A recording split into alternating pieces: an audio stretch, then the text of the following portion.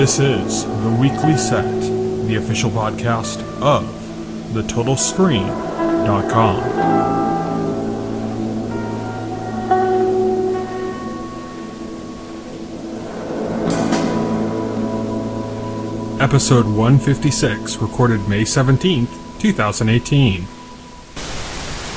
Hello, everybody, and welcome to The Weekly Set, the official podcast of TheTotalScreen.com. I am your host. My name is Tyson, and joining me today, as always, is my partner in crime here at The Total Screen, William Rohrig. Hello. So, today, as usual, we are going to be talking about Legion, Lost in Space, Westworld. Those are our three active discussion shows. We're also going to be talking about some of the big cancellations that have occurred from the upfronts that just happened. We're not going to talk about all the news from the upfront. There's just too much. It's not really worth talking too much about pilot orders and stuff, and renewals is pretty much that's like shows that stayed the course, so that's not even really worth mentioning. So we're just going to kind of hone in on big cancellations and kind of things that happened around them, including shows that got canceled and are coming back. But that's what we're going to be talking about. Before we get into our regular show discussion, I also want to note at the head of the show that we have been watching Lost in Space one episode at a time, even though they're all out on Netflix. Next week, we are going to be covering 2 episodes of it, and the week after that we're going to be covering the final 3 of the season. Then after that, Will is going to be out of town for 2 weeks, so he's not going to be on the podcast. That's why we're kind of like rearranging things. We're trying to like clear it up so that we can jump back into the podcast without having like, you know, a podcast where we're talking about 75 episodes of different shows in one podcast. So we're going to try to kind of clear out some of the stuff, particularly Lost in Space, ahead of time and get that through our schedule. We're going to hold on to Legion. I'm going to try to get a guest onto the podcast to cover Westworld, and then Will's going to jump back in for the penultimate and the season finale of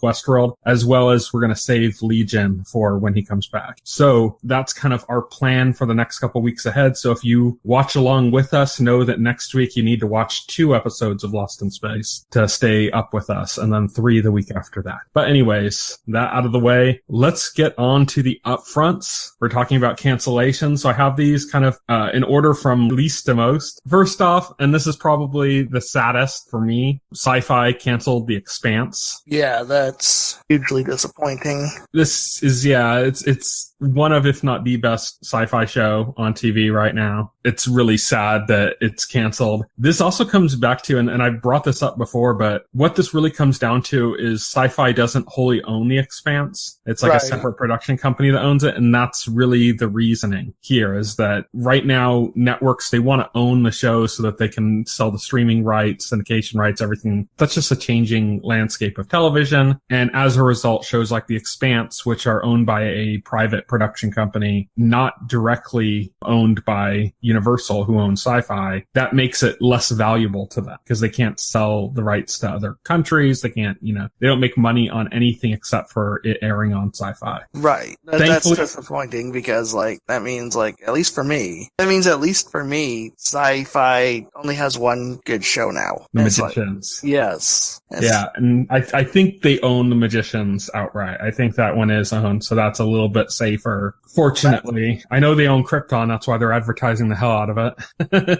But that's not really of much interest to us. No, it's not. Not for this podcast, no. With The Expanse, though, there is some movement by fans to try to get it looked at by other services or even Sci-Fi giving it another shot. So there is a chance that Sci-Fi might even be The Expanse might even be uncanceled by Sci-Fi themselves based on fan response, just to kind of keep goodwill, or that it could get picked up by another company like Amazon or Netflix or something. But we shouldn't really hold too much hope for that right now. One benefit is that even if Sci-Fi is like, nope, we're done, it's over, the fact that it is owned by a different production company means that they can reach out to whoever else they want to continue it. Right. So hopefully there's some way to get some extra life out of it and complete the story, because it does have a finite story, and it'd be nice to get through it instead of just kind of ending it on this current season, which I think is like somewhere around the 2nd book material, so of like I think 3. I don't know. Really? Okay. But so it'd be kind of shitty if it just ends, on a cliffhanger or something. That would be shitty, yeah. Which Expanse seasons have ended on cliffhangers, so and they had no time to prepare for a different ending, so it's probably is going to end on a cliffhanger if it ends. So we'll see what happens with that, though. That's the one I think that the two of us care the most about on this list. Some other cancellations, though, on Sundance. Hap and Leonard was canceled. That's actually a pretty good show. It's very pulpy. But it's the kind of show that like you watch it and you're like, it's kind of weird to imagine that a network would put up the money to make this into a show. It's like too niche, So I'm just happy it lasted as long as it did. It ended up with it's on its 3rd season right now, and that's going to be its last. And the fact that a show like this could even make it to a single season is kind of surprising, but 3 is like,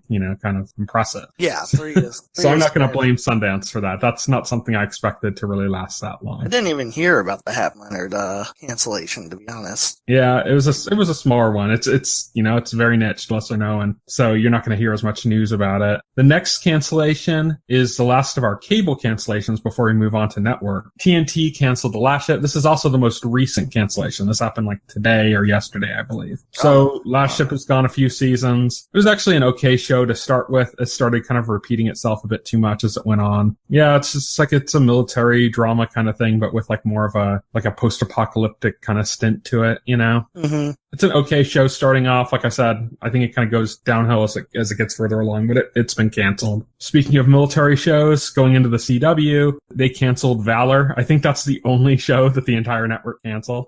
No, that's not the only show that they canceled. They also canceled Life Sentence. Oh, but they did that a while ago. Yeah, but was canceled a couple months ago. Still this season's cancellation, so it counts. Yeah. They canceled several shows. Valor was one of them. Life Sentence was another. But Valor's the only one that was canceled at the upfronts. Oh, okay. The others were canceled. Everything else that they canceled was canceled earlier. Yeah. It's not too much, CW, I think half their lineup now is DC shows, and all of those were renewed. Yep, all those were renewed. It's clear that DC is their bread and butter right now. But what's cool about CW is like they're willing to renew even their lower rate shows like Crazy Ex-Girlfriend or like Eyes. It's coming to an end too, though. It's having its season finale. It's having its final season next season. It is. But that's not a cancellation. That's like the show's come to its natural conclusion. The showrunner wants to end it at that point. Yeah, showrunner wants to end it at that point. They're also keeping, iZombie got renewed. People were pegging iZombie for a cancellation this season. iZombie, same case as Crazy Ex-Girlfriend. It's gonna come to a conclusion with its next season. Okay. And again, I think it's fully on the showrunner's whim. But on both of those, they just. I didn't know that they were planning on ending, but I do know that people were heavily speculating CW was going to cancel iZombie, and that turned out not to be the case. CW is a pretty stable ground for much smaller shows. I mean, there are shows being canceled on other networks that get much, much bigger ratings than shows that are lasting on the CW. Supernatural is a perfect example of that. That show does not get great ratings, but it has a very, very loyal audience that they're basically just placating him at this point. They're like, yeah, let's just keep him happy. Yeah, let's just keep Supernatural's not that expensive. We can keep the fans happy. We don't really have to worry about trying to advertise. We have enough episodes for syndication deals and everything already. Let's just. I think somebody pointed out because I was reading the TV thread, keeping up with the cancellations and the pickups and the pilots and all the news of the upfronts, and somebody was really complaining about all the CW superhero shows, all the DC shows on the CW, and complaining about, why doesn't CW get something new? And like everybody pointed out, like, well, Crazy Ex-Girlfriend, that's last 4 seasons, it's ending on its own terms.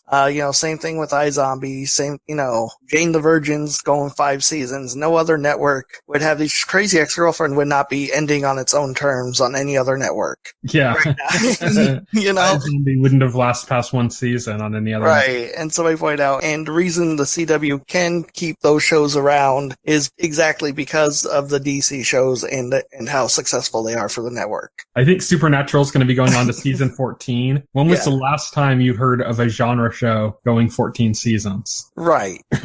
Any kind of genre show, sci-fi, fantasy, anything. That doesn't happen. I don't know. That doesn't happen. Yeah. Like I never predicted that'd be a 15 season show.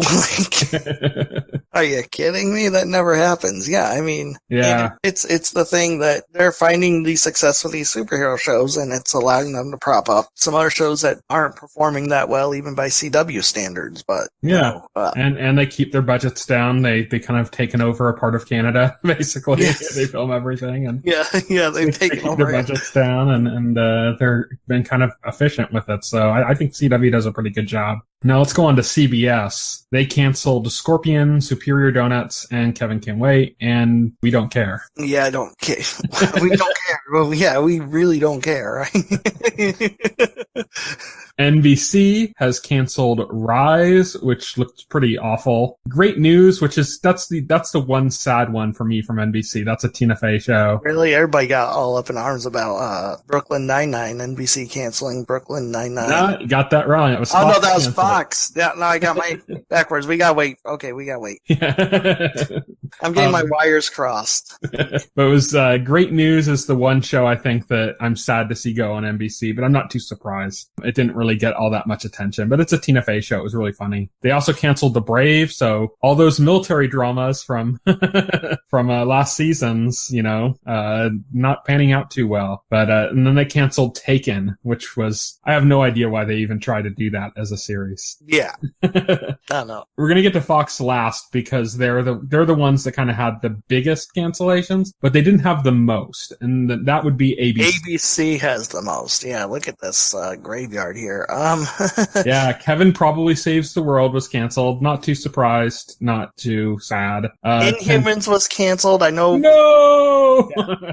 I know we kind of figured this, but it was never made official until now. I think that might be why their cancellation list is so long, that they just didn't directly address all their cancellations throughout the season. Right. Whereas, because not only Inhumans that you mentioned, but also The Mayor was basically everybody knew that was canceled. Right. They just were ages ago. They just didn't say anything. The only thing we knew, they already canceled Once Upon a Time earlier in the season. Mm-hmm. They announced that one pretty early. Quantico is canceled. Yeah, they're gonna start shedding off their Shonda Rhimes shows. Yeah, and Shonda Rhimes is no longer with them. Her deal's at Netflix, so they're not going to get more Shonda Rhimes shows to cover. So now their Shonda Rhimes hole. Yeah, so now they're shedding the Shonda Rhimes shows. So Quantico is bye. A Designated Survivor is gone. Now there's reports coming out that Netflix is considering picking up Designated Survivor. But it's nothing confirmed yet. It's just basically reports saying that they're looking at it. Okay. Which you have to imagine they're probably looking at everything. You know what? I don't think Netflix is in a position now where they need to pick up canceled shows from networks, because they've got so much that they're already making in-house that they don't need to, but if they could, but if they have past seasons on their service and those seasons do really well, then it's a good move for them to pick it up. Another thing to point out is also the reason CW keeps a lot of shows is CW also has a sweetheart deal with Netflix where their stuff airs on Netflix right after the seasons get done airing on TV. And there's also some other things, where Netflix is getting their own Riverdale spinoff based off of the success of the CW's Riverdale, how successful that was on Netflix streaming. I was just about to bring that up. It's that's an interesting deal because it's a spinoff of Riverdale based on Sabrina the Teenage Witch, but it's going to be a Netflix original, not on the CW. At first it was supposed to be on the CW, and then they just moved it over. Yeah, they moved over. CW passed on it, and it became a Netflix original. Mm-hmm. So that's kind of interesting. Just that that kind of shows how deep the CW's connection is with Netflix, which until just before that they had a really good deal with Hulu. So and then they moved that over when they took their Netflix deal, and now they seem to have a really good deal with Netflix. They're deep. I think that's a unique point when you point to CW. I don't think the other networks have that. Like you say, sure that they're Hulu, but they don't really treat Hulu like that. The other networks, they don't really treat Hulu like that kind of a partnership. Yeah, it's not just the same. yeah, it's not the same. But so that's interesting to point out too. So some other cancellations at ABC, I'd mentioned The Mayor, 2 Days in the Valley, Alex Inc., which is, Zach Braff's new comedy, so that's fairly notable. Deception, and The Crossing, which was their, from the network that brought you Lost, which always makes me laugh because it's not like from the producers who brought you Lost or from the showrunner who brought you Lost or the director. It's from the network that brought you Lost, They could put that on every single one of the shows they air. Yeah. From the network that brought you Lost. The Mayor. Blackish. It's like, what? What? It speaks to the success and popularity of Lost that they still use that as a marketing point all these years after it's been off the air. They need to realize that advertising from the network doesn't really say much. Right. Now on to the big one, because ABC had the most cancellations on record, but Fox had the most significant ones. Fox had the most devastating. They started off with just a butchering of 3 really good sitcoms, right? All at once. They just dropped the bomb, which was The Last Man on Earth, which I absolutely adore, and I'm so sad. And there's been no talk about it being picked up on anything else, which makes me really sad because I really wish that one would continue. Yeah. Brooklyn Nine-Nine, which caused a huge uproar. Oh my God, the internet got pissed, didn't they? Yeah. And then within 30 hours, it was picked up by NBC. That was an amazing surprise. I can't believe it. But then they pointed out that there are connections there. NBC was already Brooklyn Nine-Nine was already an NBC production. They produced the show for Fox. It's Universal Television, which is NBC's parent company. Yeah. There's connections there, and then it's connected to Brooklyn Nine-Nine is the same production company that did Parks and Recreation, which is a big show on NBC, but also the creator of Parks and Recreation's new show is God, my brain's just completely farting. The new show with Kristen Bell, The Good Place. Oh, The Good Place. Right. Yeah, so there's a connection to that too. There's some production overlay there. So yeah, so that kind of made sense. The other show that was canceled was the one that was least surprising, but also a bit of a gut punch to me, The Mick. Yeah. Mick is a really funny show. Really, really dark comedy. I was expecting you to say Lucifer. I know you were distraught over that. Lucifer is apparently there's some talk about the star of the show himself saving it. I mean, I wasn't able to really read the article, but there's been some videos and articles coming up talking about the star himself saving the show. I don't know if he just has a lot of money and he's doing it or what's going on, but there's some kind of news. I understand how the star of the show could single-handedly save the show or whatever. Or he made some deal. He's British. Maybe he made some deal for it to on the BBC or something. Who knows? Yeah. Apparently he himself is saving that show, but we haven't really heard concrete details on what that means. The Exorcist was canceled. Again, that's kind of like really? Did we need a TV show of The Exorcist? Yeah. Did we find out what happened to Ghosted in LA to Vegas? Not yet. Wow, we're still waiting on news on Ghosted. That's crazy. Ghosted, I think the chances are probably a little bit lower than for LA to Vegas. Yeah, I guess. If we're still waiting on news by now, it's probably dead. It's probably probably been ghosted. They're both on the bubble of cancellation. They're both right there. So it'd be kind of surprising if those were saved. Right. I'm kind of surprised that either of those would be saved over The Last Man on Earth, which was canceled right immediately, Yeah, that'd be ridiculous. Also, sort of canceled, but sort of not, is Fox has said that they have no plans to continue the X-Files. This happens not because of ratings or anything like that, but because Gillian Anderson has walked. Yeah, she said she's not doing it anymore. Yeah, there's a pay discrepancy, and there were some issues behind the scenes about that, and Gillian Anderson said, well, you know what, I'm out. I'm just not going to do this. And Fox has basically said, well, without Gillian Anderson, we have no plans to continue it. Well, without Gillian Anderson, you don't have X-Files. I'm sorry.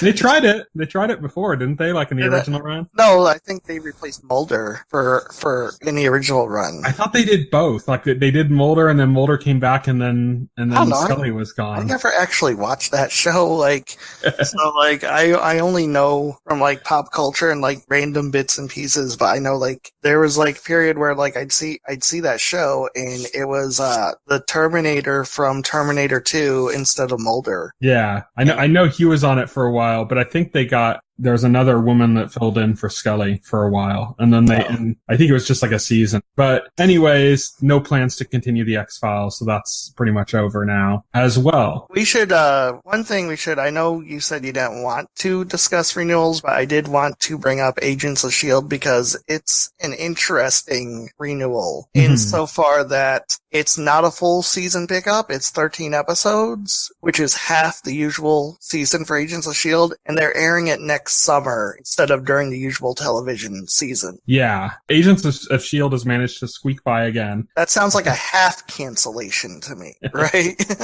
I think that's like a good move for a show like that, though. I think shows that have like a very serialized focus are oftentimes better with shorter seasons. I agree, but then couple that with like a move to like a summer slot, and it really sounds like this is going to be Agents of S.H.I.E.L.D.'s last hurrah. It could be, but then that's basically what people thought this season was going to be. Yeah, that's true. I think like the last 3 seasons. It just doesn't like sound like, it sounds like they were like hovering over the possibility of canceling it, and then they were just convinced to give it a last 13 episode renewal. But it doesn't sound like there's a lot of confidence at ABC over it anymore. No, yeah, it seems to be kind of like a small show with a loyal enough audience to kind of keep it around so long as it's not too expensive or so long as it doesn't get in the way of their other shows. Right. Who knows what's going to happen with that? But last season, it was the same thing. Last season, going into this season, it was basically everybody thought like, oh, it's coming back, but that's going to be it. And then the season before that, like, so last season itself ended up being like divided into like 3 different story arcs that like subtitled it. And it was like seen almost like as a rebranding, like had the whole like, Agents of S.H.I.E.L.D., Ghost Rider, like, Instead of doing like the season long arcs. They broke into smaller stories, which is interesting. And I think they more heavily advertised the Ghost Rider aspect than the Agents of S.H.I.E.L.D. itself for that season. So that kind of happens. Who knows what's going to happen? The landscape for television is changing so fast now. I saw speculation that the move to summer is so that they could tie it more heavily to Infinity War. Could be. So that they make sure that it starts airing after the next Avengers movie. That would make sense because they are tying in some events from Infinity War right now. And the big event has not happened yet. That happens at the end of the movie has not happened on the show. But they're talking about like, oh, there's some crazy stuff that happened in New York. And so that's referring to something that happens at the very beginning of the movie. Oh, okay. And so they've been hinting at that. They've actually named Thanos by name. They had like some alien mention Thanos or something. And so they're directly referring to some of the events of Infinity War, but it's like they've been lingering on the early events. So it would make sense if they end the season with like the big kind of shocking ending of Infinity Wars, and then then they have to wait to get into season 2. Otherwise, it would kind of not make sense. Right. I'm kind of wondering how they're going to do that with the Netflix shows too. The Netflix shows don't seem to give a shit. I'm going to be frank. They're probably just going to like refer to it as I don't fucking know, the New York incident again. Yeah, it's a little bit harder to do that with what happened. Have Jessica Jones make some flippant remark about some guy, S.H.I.E.L.D. guy again, right? It's a little bit harder based on what happens here. I think they're just going to end up saying it took place earlier. Probably. They're just going to say like, oh yeah, Luke Cage takes place at the very beginning of this year, and whatever, Daredevil season 3 takes place like we've been seeing trailers. We saw a trailer now for season 2 of Luke Cage, and it doesn't seem to have anything to do with Infinity War. I think they're just going to make it take place before. Yeah, I think so. I mean, that's what they're doing with Ant-Man and the Wasp too. Oh, really? Yeah, it's going to take place kind of before and somewhat concurrently, so that I think that what they're planning to do is that the end of Ant-Man and the Wasp is going to tie to the end of Infinity War. But the beginning of Ant-Man and the Wasp is going to take place before it, and then it's going to run kind of concurrent along with what was happening there. Because Ant-Man and the Wasp are not in Infinity War. Okay. And so it's kind of like, while that stuff was going on, here's what Ant-Man and the Wasp were up to. And then the next Marvel movie after that is Captain Marvel, and that takes place in the 90s. Yeah, it takes place in the past. So yeah, so that way they don't have to, that's how they're, I think, going to get around. And I imagine Netflix is just going to, not even that's in how the they're show. Gonna dance around spoilers. Yeah, like not even in the show. They're just going to straight up say, like in an interview, one of the producers will say, oh yeah, this takes place in like March or something, Yeah, exactly. That's how they're going to get around it, I think. But just so that they don't have to address that But yeah, so I said we weren't going to talk too much about renewals, but it's not that we can't talk about anything related to renewals. It was just I didn't want to focus down on that too. Right. Okay. Yeah. I did want to bring up Agents of S.H.I.E.L.D. though, because that one was interesting because it wasn't like, yay, it's coming back. It's like, yay, it's coming back, but there's some weird caveats to that. Yeah. I could see Agents of S.H.I.E.L.D. running another 10 years, honestly. And just being like, like they move it to like Saturday night at like 3 a.m. Like, it's just like one of those shows that just kind of survives somehow. Yeah, somehow. Just with like no support. Keeps like dodging cancellation. Yeah. Also, Gotham actually got renewed for one final season. Finally. Yes. That's when I'm happy for a cancellation. That was another season before that. Yeah. They said a final season. That's another one. That was the one that Fox was holding out on saying anything about its future until and people were heavily expecting that it was going to be canceled this season, but then Fox announced it's a final season. Yeah, so that's another kind of somewhat interesting one. Yeah, I mean, we're going to have to see what happens with this. I think there's a number of shows that might actually somehow be saved. Designated Survivor seems to be a show that's doing well on Netflix, and that would be why Netflix would consider picking it up. Yeah, that could be saved. Lethal Weapon was also renewed at the last second, having found a replacement. Yeah.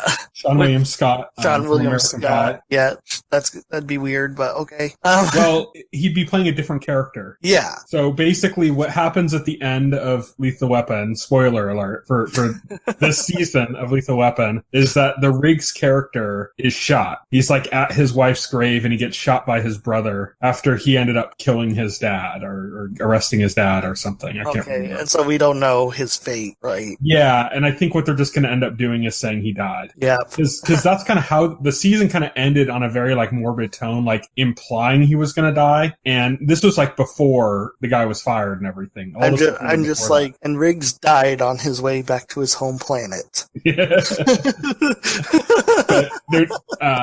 I think what was originally going to be the plan was that the next season would start with Riggs being rushed to the hospital and like basically like making it very touch and go and really playing on the drama of like him nearly dying. And then have him miraculously make it at the last second. Yeah, exactly. And I think what they're going to end up doing instead is they're not even going to show like that struggle of if he's going to live or not, because the actor's been fired. So they're not going to bring him back for that. No, they're not going to. So they're just going to like show, they're going to say like it was 3 months later or something. And they're going to have it like be, everyone dealing with his loss, Right, exactly. And then they'll bring in a new character, Sean William Scott's character, who they're saying might be somehow connected to Riggs, but it's not the same character. Like it could be a brother or a cousin or something like that, that they might do. It's weird when they were saying possibly his brother. It's like, well, he already had a brother and that's the one that shot him. So that would be kind of weird. Like, oh, he had another brother that you didn't know about. But yeah, so Sean William Scott's going to be taking over that role. It's going to be continuing on. I'm kind of surprised about that Lethal Weapon ended up surviving. Yeah, I'm surprised too, because that was very like, if they couldn't find a replacement for that actor, it was getting canceled. Yeah. And it was actually coming down to the wire. And there was a lot of like dirty laundry being aired in public. Yeah, a lot of dirty laundry. And last second Sean William Scott signed on. I'm surprised he did. With the reputation of that being being a troubled production, it's kind of like, I wonder what they offered him for him to sign on, Well, it also makes you wonder about Sean William Scott's character, like as a person, that, is he just like known as like a very stable influence or something? And they're like, okay, we got rid of the crazy guy, because they're obviously not going to like cast somebody else that's kind of like off the wall and like another troublemaker, They're going to like, if you get rid of somebody that because they're unstable, you try to replace them with somebody who's like really stable. I think that's what they did with like Charlie Sheen and Ashton Kutcher with 2.5 Men. Right. Ashton Kutcher is just much more stable. He doesn't, his lifestyle doesn't get in the way of his work schedule like it does with Charlie Sheen. So it was very like, okay, he's a good replacement because he's going to be stable. That makes you think like, I guess Sean William Scott is a very stable actor. Yeah, right.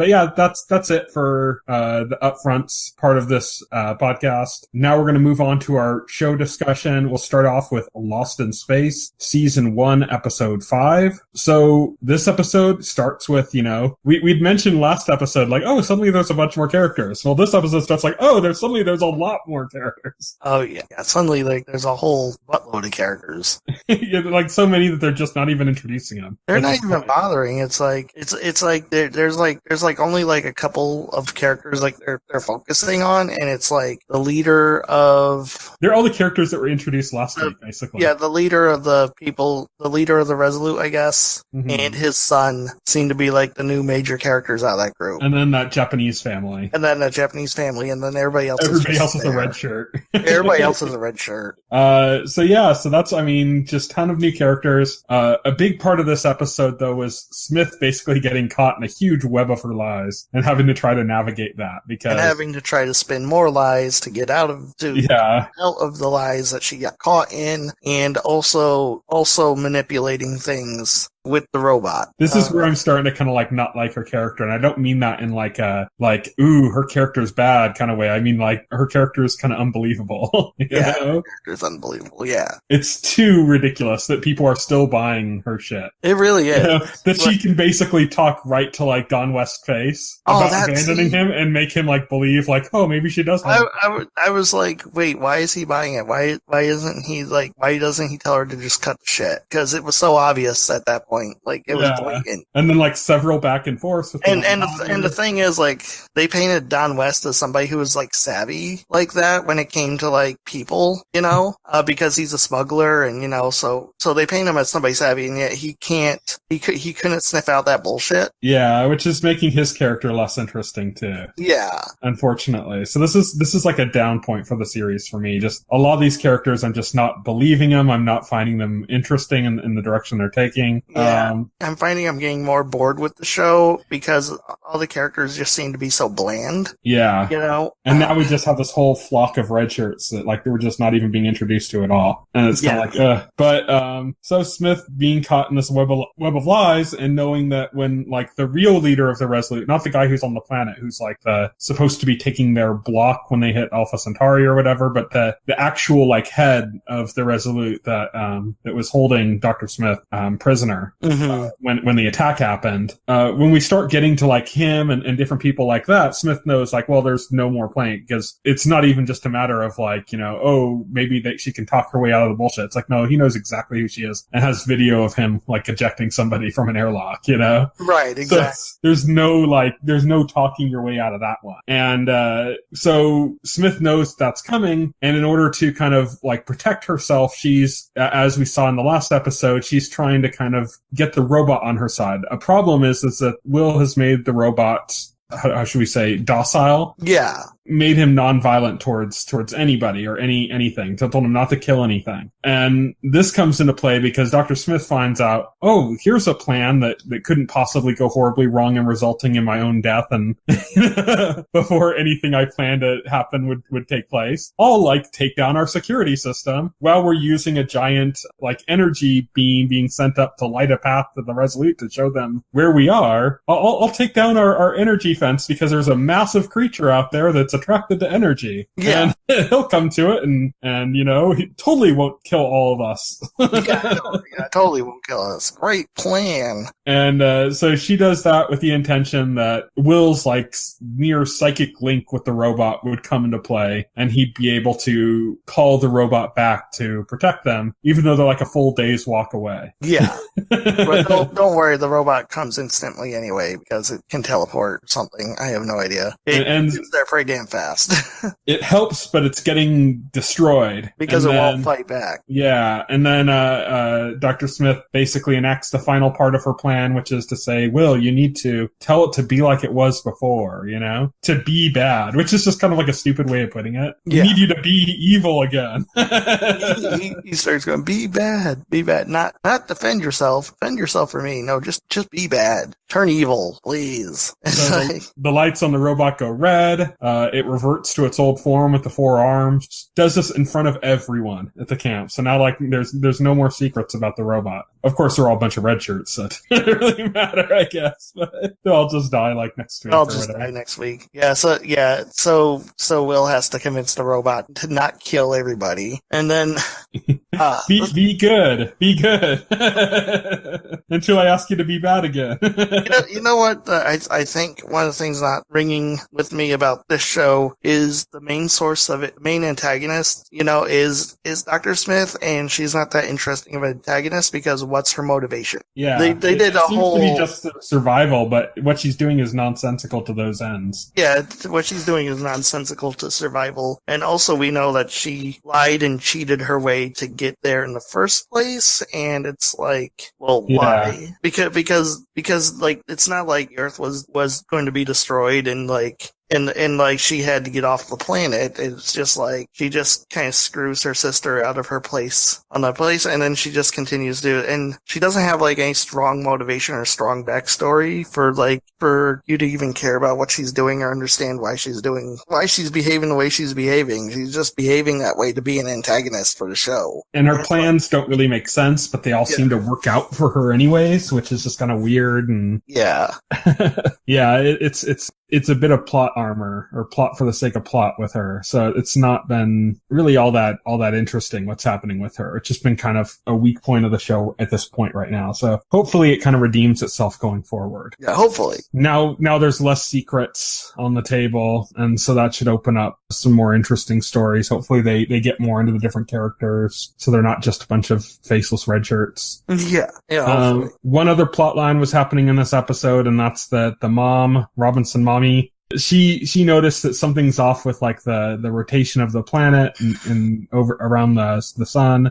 Something's like off with like the cycle basically. And so she goes off to investigate, and she kind of launches herself into the stratosphere to notice it. She notices some very bad radiation coming off of the sun. And then she comes back and it's all about the robot thing again. So that's really not further explored much. They just kind of like had a side plot with her for the sake of having a side plot with her. I don't know, maybe because like the Dr. Smith's plan wouldn't have made as much sense with her there, even though it didn't make sense anyways. Right. Whatever the case, that's Lost in Space. As I said, we'll be covering 2 episodes next week. Hopefully more interesting stuff happens. Let's move on to Legion, Season 2, Episode 7, titled Chapter 15. So this week had another John Hamm narrated vignette, this time about moral panic, which is basically, and they directly used like the Salem witch trials as kind of like an example of like how, people fear something and then they kind of get into like a bit of a group think about the fear. It's kind of a culmination of some of the things that they've been talking about in these vignettes of like the idea of like contagious behavior, and in this case, it's like contagious fear. Mm-hmm. And so they use the witch trials. They also use as an example the comic book scare of the like 60s. Yeah, the comic book scare that you see. Yeah, so yeah, it's another interesting little musing on ideas and how ideas can infect minds or even infect populations. And in this, it's centered moral panic. I really like the point it ends on where he's like. What they're afraid of may be imagined and not real, but their reaction and the extremity of it is certainly real. Mm-hmm. And then it kind of ends with, so what do you have more to be afraid of? The fear itself or those who are afraid? Yeah. Showing kind of like the pitchfork mobs, basically. Yeah. All these vignettes have been really good. I kind of like to see them put together as like one like documentary about psychology. These vignettes have been really good, really informative. I like how it pulls examples from real life examples. Mm-hmm. Like I couldn't believe like cheerleader thing was actually real until I read about it like after the fact. Yeah, it's pulling it, and the comic book thing was of course Salem witch trials was real, and the comic book thing was actually something that happened too. There was like a Supreme Court like ruling or hearing about it. Oh yeah, it's crazy. In like the 60s. So yeah, so it's all that stuff is based in like real psychology and real examples. So those have been interesting. But where this episode really is it's a continuation, not of like last week's episode, but the week before. Right. Which ended with David coming to the realization that the Lenny that's before him is actually his sister's body. And she's basically been like identity killed. Her identity has been killed off and replaced with Lenny's, and her appearance has been changed. I've been writing it this way for the descriptions for in like the article for the podcast and stuff because it fits so well that David is barking mad. Yeah. Barking mad. Literally barking. Literally barking at one point, yes.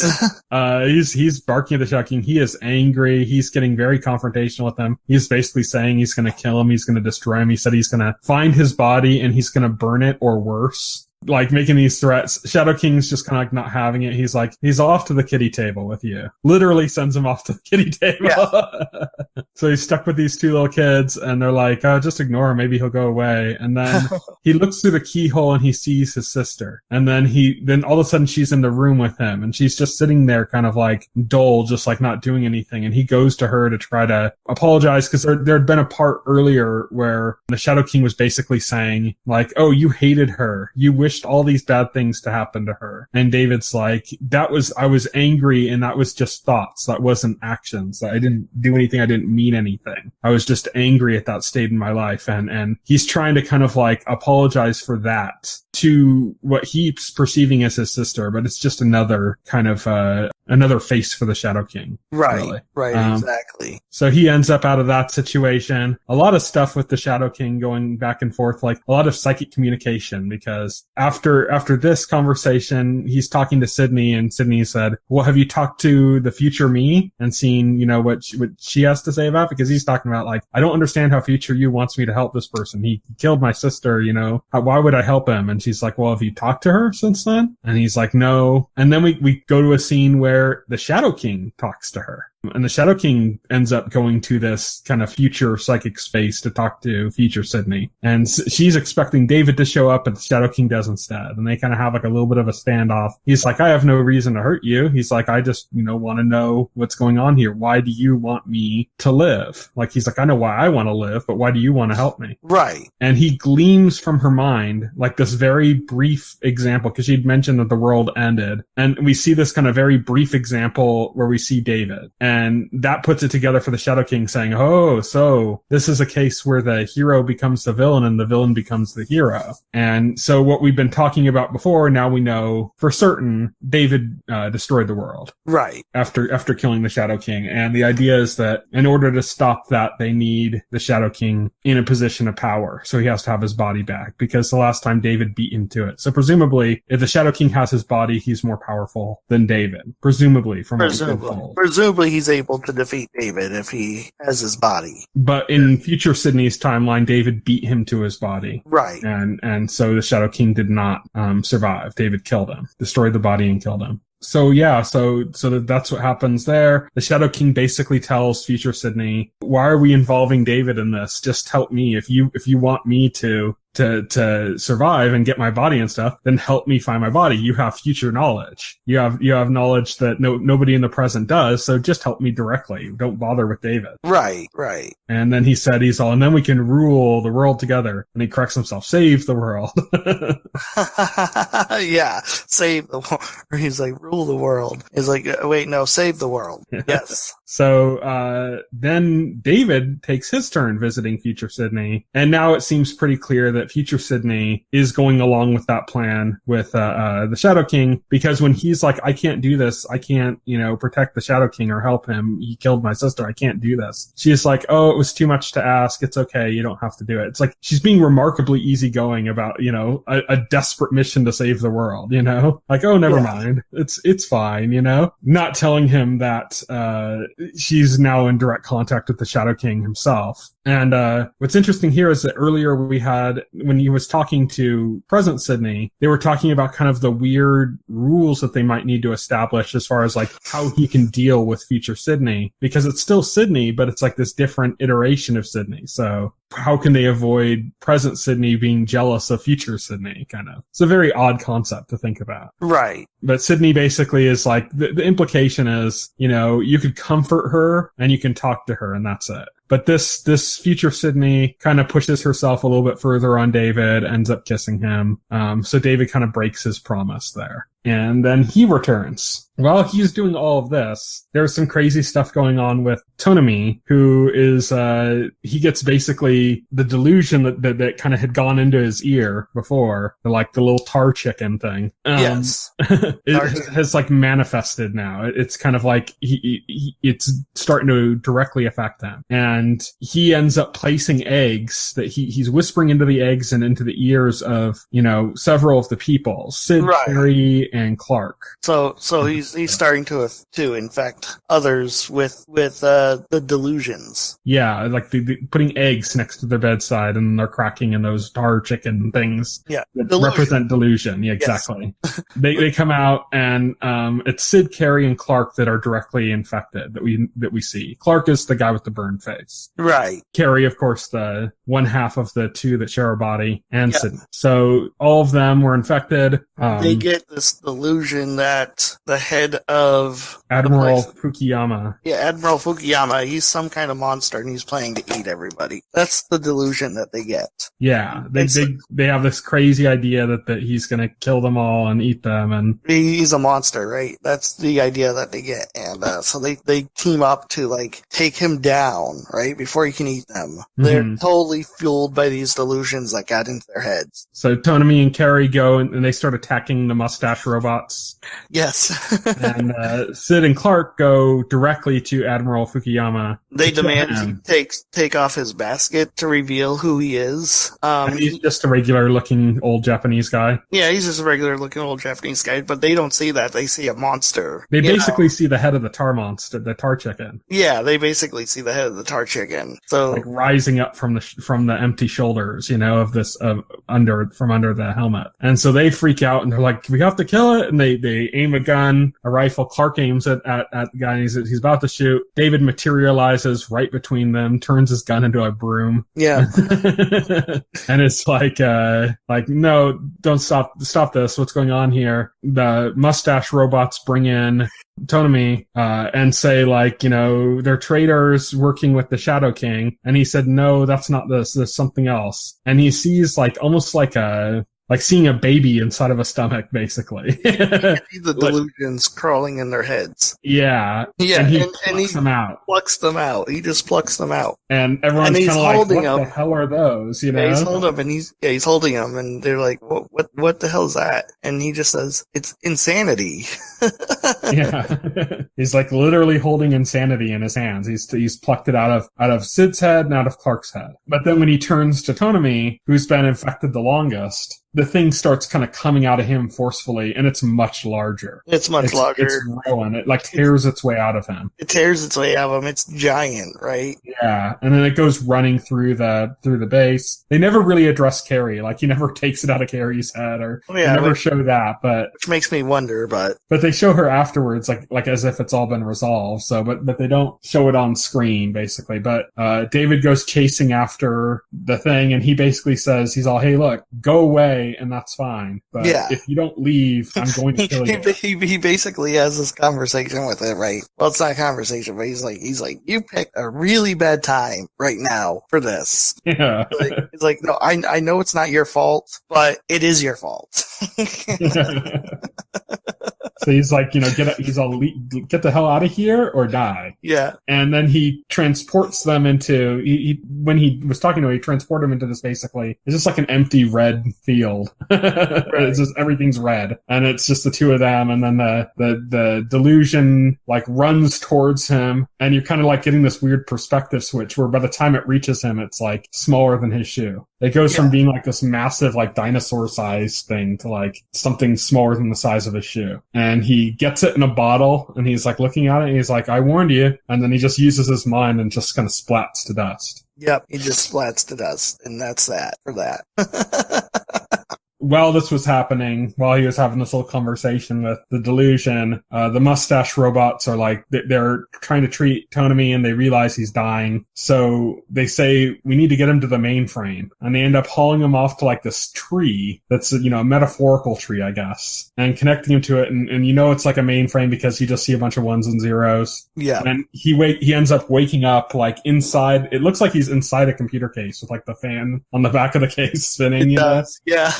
And totally did. There's a bunch of like ones and zeros there, and he's there and he's kind of confused, and it ties into like, there was an earlier scene that was supposed to be kind of like when he wasn't in control but the delusion was, where he was in a room and all that was there was like a can hanging from a string. Mm-hmm. And so that had happened earlier in the episode before he had like put the eggs by everybody's beds and stuff. And so here we see like there's a similar case. Now he's inside this kind of computer thing, and maybe there's some way for him to communicate outward. And then he sees this black woman who kind of just gives him like a be quiet gesture. Right. And that's it. That's the episode. So another weird episode, but it feels like we got some like plot movement. More so than we had before. Now it's like David is done working with the Shadow King. The Shadow King now has a partner in future Sydney, and the whole bit about the delusion brewing inside of Tonami's mind is now over. Right. And poor Tonami is now so in the mainframe. we've resolved some things, but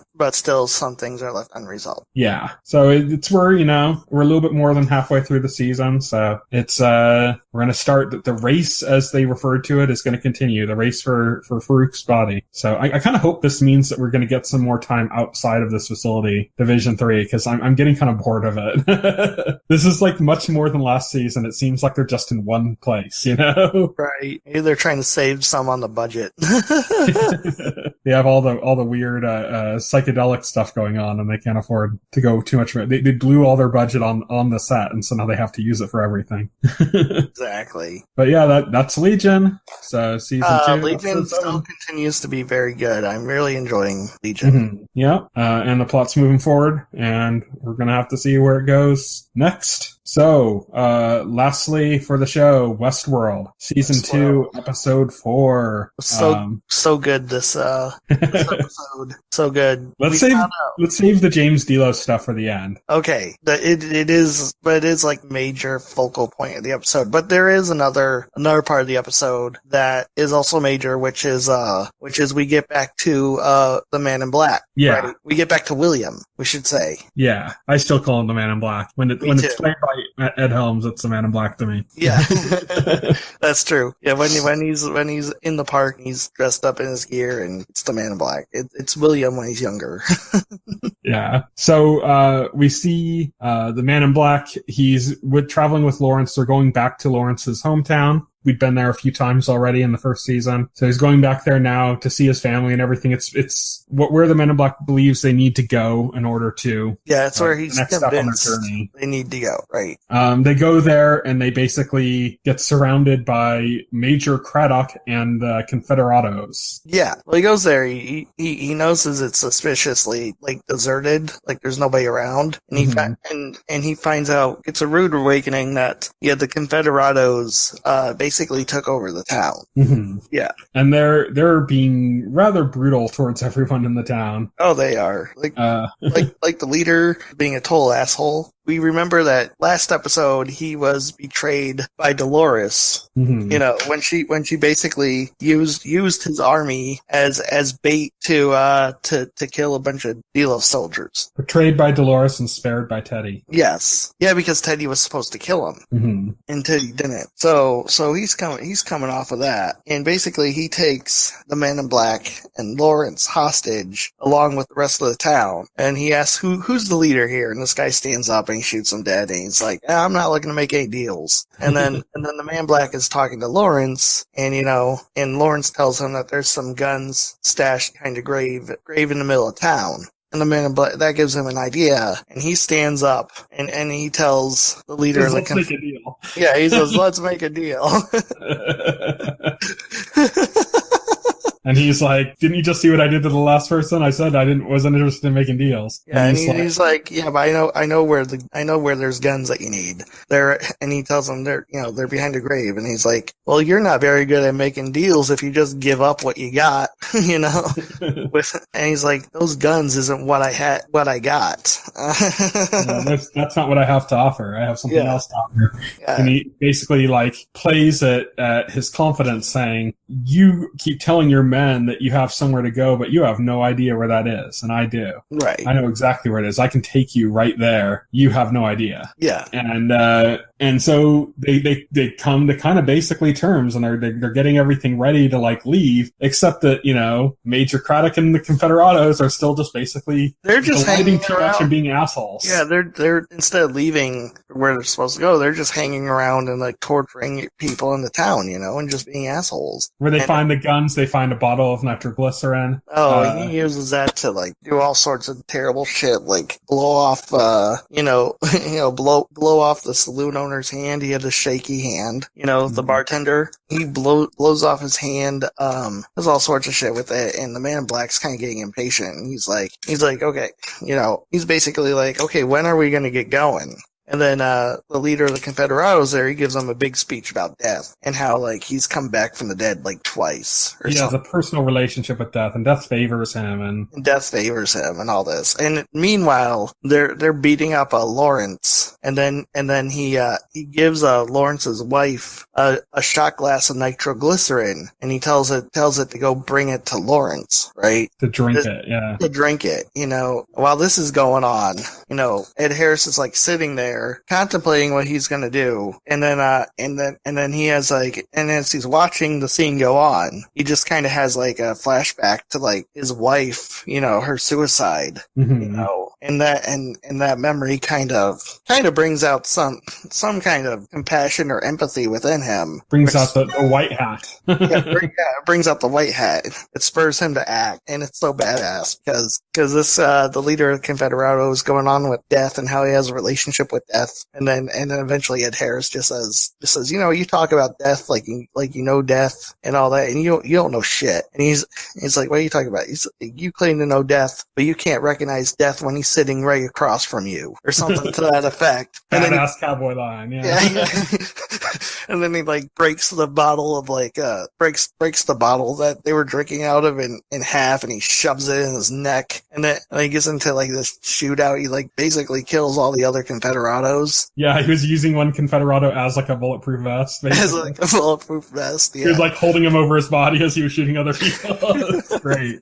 Man in Black just being badass. It took out basically everybody. Then he takes the shot glass of nitroglycerin and then walks casually with like no fear. And he makes the leader of the who's crawling now because of his injury. He makes him swallow the nitroglycerin, and then he has Lawrence shoot him.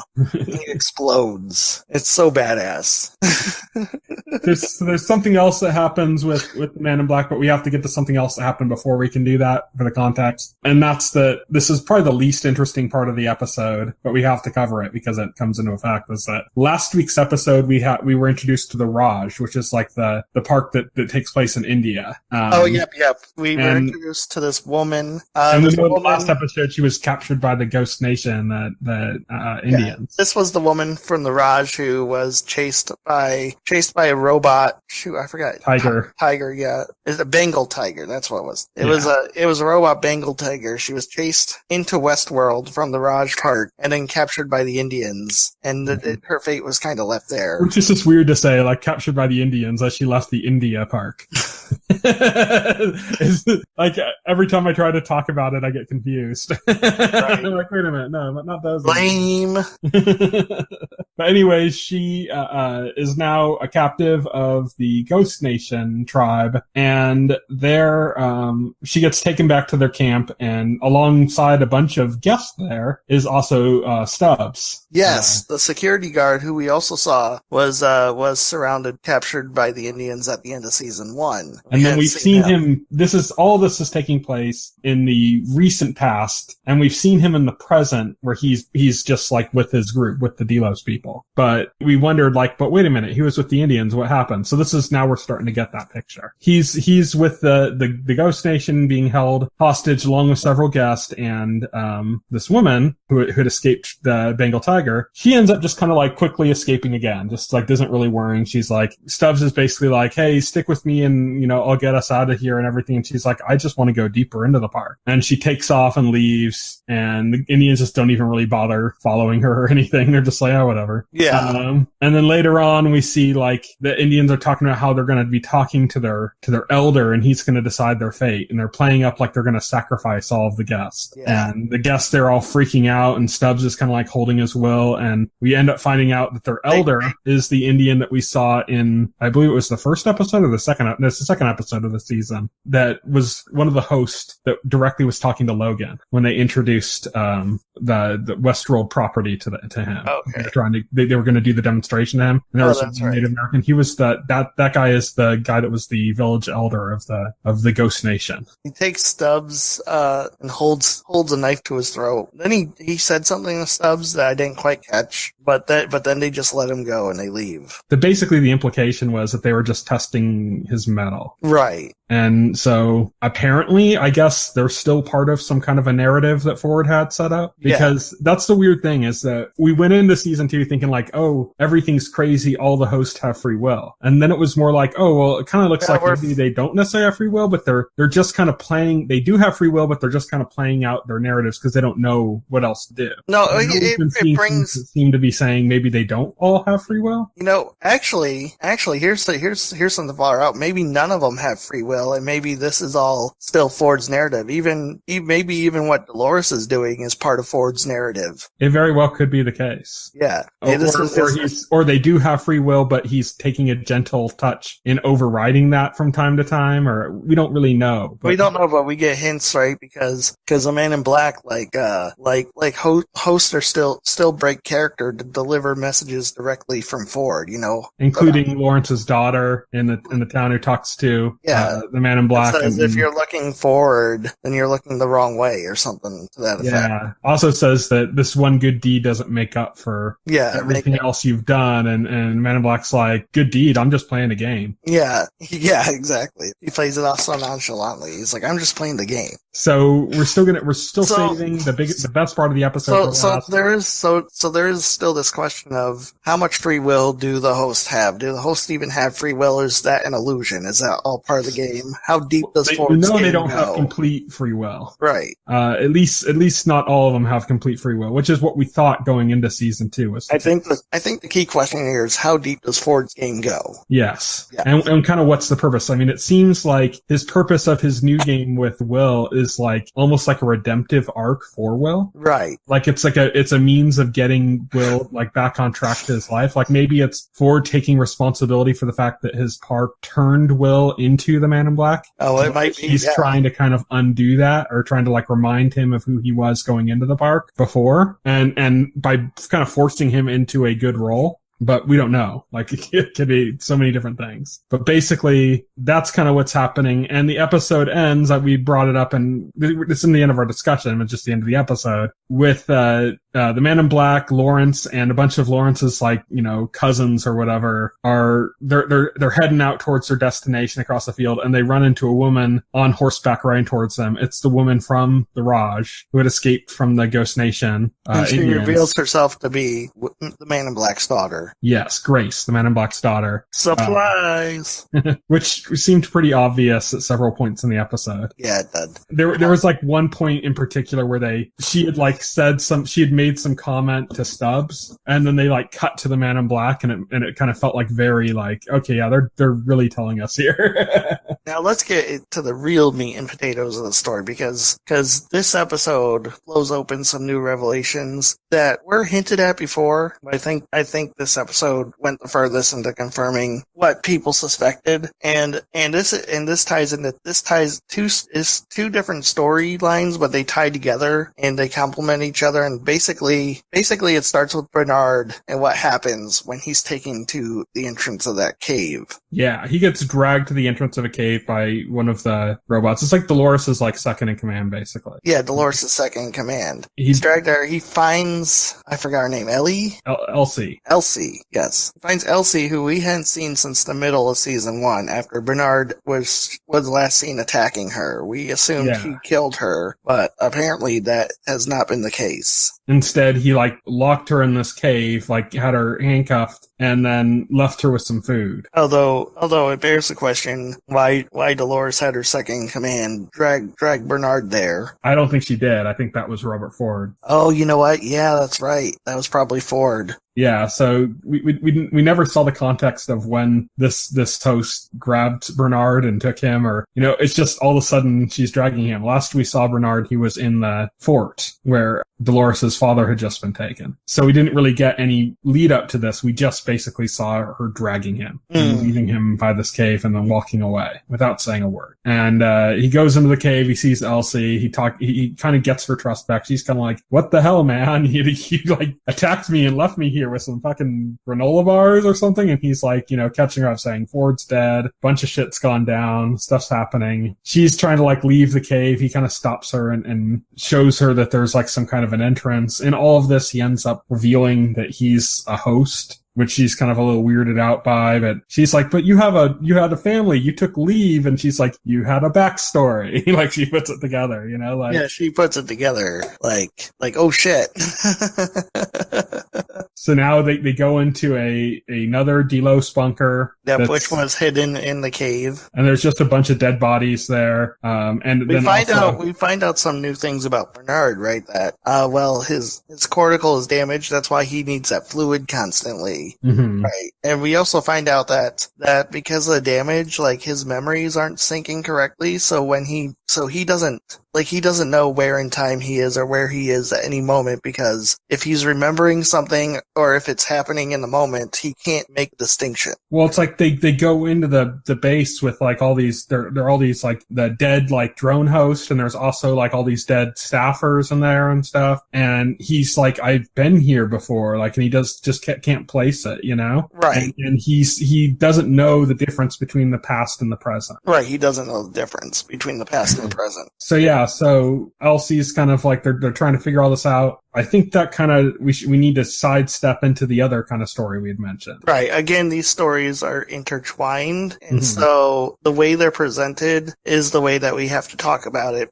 because this is how it works, because we see the past and we see the CEO of Delos, right? And he's in some facility, you know, and he's going through his morning routine. He's listening to a record, making coffee, riding an exercise bike. You know, and then William walks in, you know, and basically at first it's presented like they're doing an evaluation, because it's presented like he has some degenerative disease or something, and they're like monitoring him, and he says, and William says he has to have a conversation to establish a baseline. He said, a baseline for what? And he said, fidelity. And then halfway through it, you know, he stops being able to function correctly. Yeah, I mean, and the first time we saw him, it happened even before that. There was a point where he was like pouring milk into a cup of coffee, and he just started pouring it on the table. And he was just kind of like looking at it like, well, why am I doing that or something? And they just kept doing it. It was like weird. Yeah. And we really got no context of that until later. Yeah, we got no context of why until later. It's slowly revealed, because it goes through this several times, and each time it's the same. It's a Groundhog's Day loop, basically. It's like a Groundhog's Day loop, except it's not, because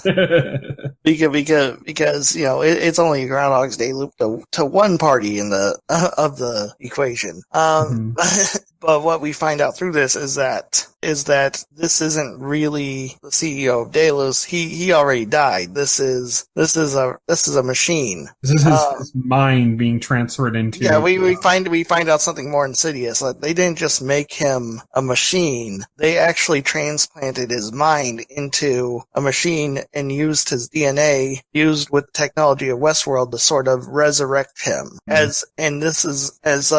then we find out what Delos' ultimate goal is, and they're running experiments to try to achieve immortality. And the longest they can get it to work for is about 30 days. Yeah. And then everything just starts, there's like a cognitive breakdown. We see one last time where William, now Ed Harris, that old, he goes in there and he says it's been 35 days and it's still a failure. He says it's been over 100 iterations. For whatever reason, it reaches up the mind plateaus and and the mind just rejects the technology, or it just can't survive or function after a period of time. And he says the scientists have tried pretty much every possible angle, and they can't get the mind to survive the transplant, right? This has happened over 100 times now. Yeah, it's happened over 100 times. Eventually the mind just breaks down. It can't function. And this leads to Ed Harris eventually musing, maybe man isn't supposed to live forever. He muses. We should also note that Ed Harris,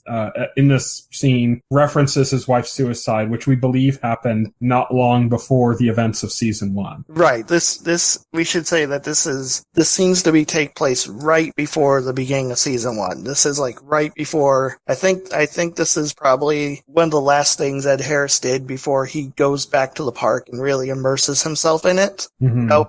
This is probably the last event that spurs him, because he talks about everything that's happened. His wife committed suicide. His Logan is gone. He overdosed years ago. Yeah, Logan is dead. It's everything is in shambles with their family, right? And the guy's own Delos' wife died not too long after him. She had a stroke. And then there's this where he's been trying to resurrect his father, through his technology, and it's been over 100 attempts and they're not successful. And you can see at this point Ed Harris is just exhausted and even embittered, you could say, and cynical. And then I think going in there and seeing this failure for the 100th time, seeing this thing fail for the 100th time, is just kind of like the last straw for him. Yeah, he's just maybe some people aren't meant to live forever. Yeah. And kind of as a dig, not only to say this, maybe the project is not a good idea, but that, Delos is a bad person and, fuck you, basically. Yeah, fuck you, basically. This is the last straw for him. This is the straw that breaks the camel's back. And I really think this is when he decides to just really immerse himself into the park. And try to solve that last riddle, that last game with the maze. Yeah, with the maze. And maybe he just got so tired of how shitty his life was turning that he just wanted to escape it forever. And so he leaves, and this time, previous times we'd seen him leave, they burned Delos and basically the entire contents of the room. It was like an observation room. It was glass all around. And they just burned everything to ash and restarted. And they said, should we destroy? And he said no. He's no, just watch him for a few more days, see how he deteriorates, and study that, because we've never actually studied that before. Yeah. And so then back to Bernard and Elsie. He's gotten his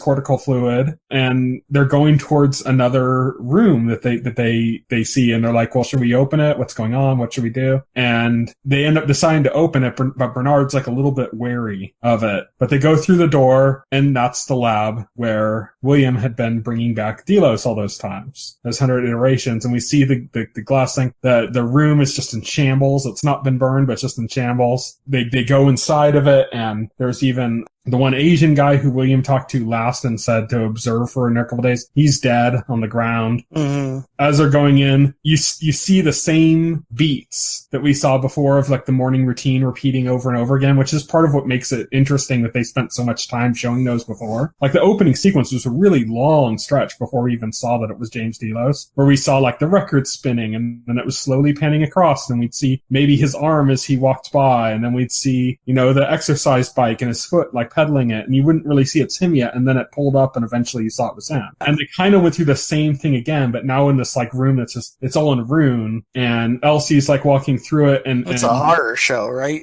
Yeah. And then you see this version of James Delos kind of just walking behind her, still doing the things, and then all of a sudden he's on the exercise bike again and stuff, and then she looks at him and his face is all cut up, he's been mangling himself. And now Elsie realizes what Delos has been up to what they've been experimenting with. And it's also, it's this technology that's inside Peter Abernathy that Delos is after. This technology where they fuse DNA with the robot technology in their attempts to create immortality. That's what Delos is, why they want Robert Abernathy. And we finally realize what's so freaking important to these people, because if it was just the robot technology, well, any old robot would do, right? They have that shit. Mm-hmm.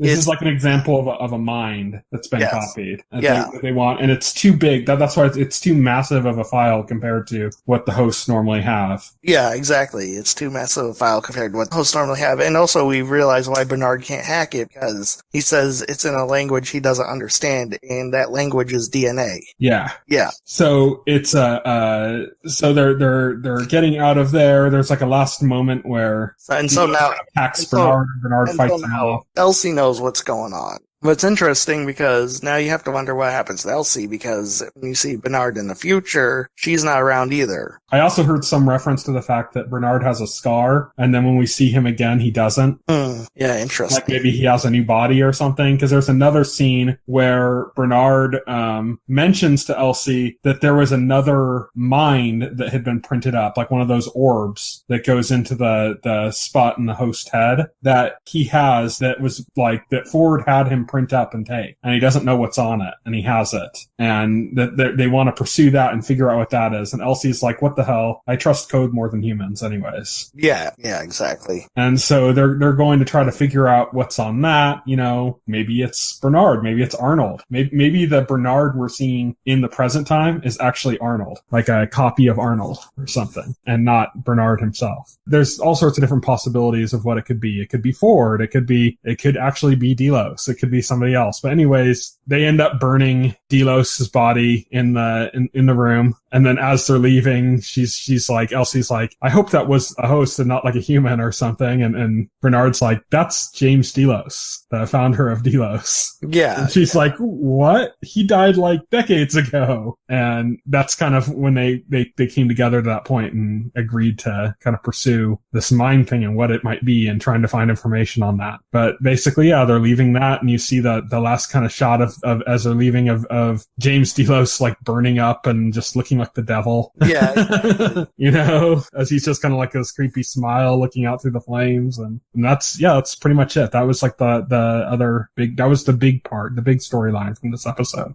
I believe this episode was titled Riddle of the Sphinx. Really good episode, but I gotta say, next week, man. Did you see the trailer for next week's episode? No, I don't watch trailers.